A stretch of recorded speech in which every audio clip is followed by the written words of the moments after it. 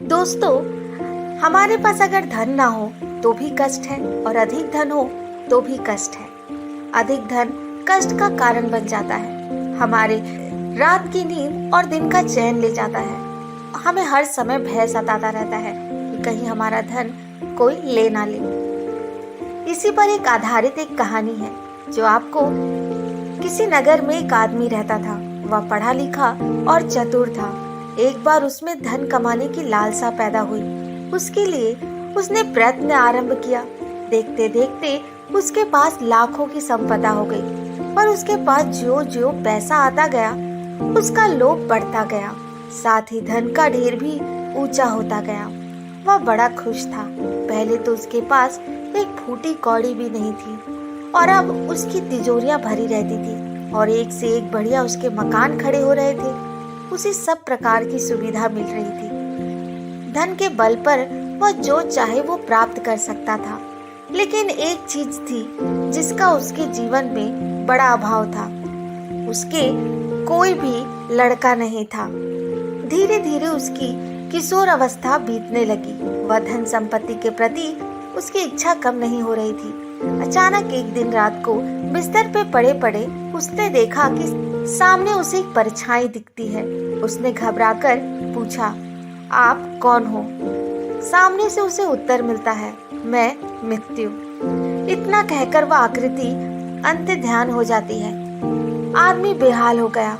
मारे बेचैनी के उसे नींद नहीं आई। इतना ही नहीं, उस दिन से जब भी वह एकांत में होता मौत उसके सामने आ जाती। सारा सुख मिट्टी में मिल गया। मन चिंताओं से भर गया। वह हर घड़ी भयभीत रहने लगा। कुछ ही दिनों में उसके चेहरे का रंग बदल गया। वह वैद्य डॉक्टरों के पास गया, लेकिन उससे कोई लाभ नहीं हुआ। जो जो दवा की वो रोग घटने के बजाय बढ़ता ही गया। लोगों ने उसकी ये दशा देखते ही कहा कि नगर के उत्तरी छोर में एक साधु रहता है। वह सब प्रकार की बीमारियों को दूर करता है। बड़ी आशा से वह दौड़ता हुआ साधु के पास गया और उसे अपनी सारी दास्तां सुनाई।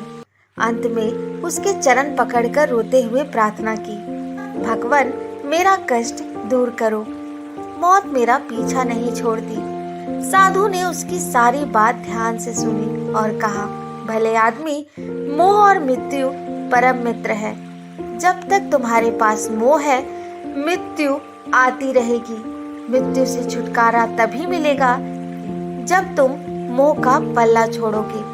आदमी ने गिड़गिड़ाकर कहा, महाराज मैं क्या करूं?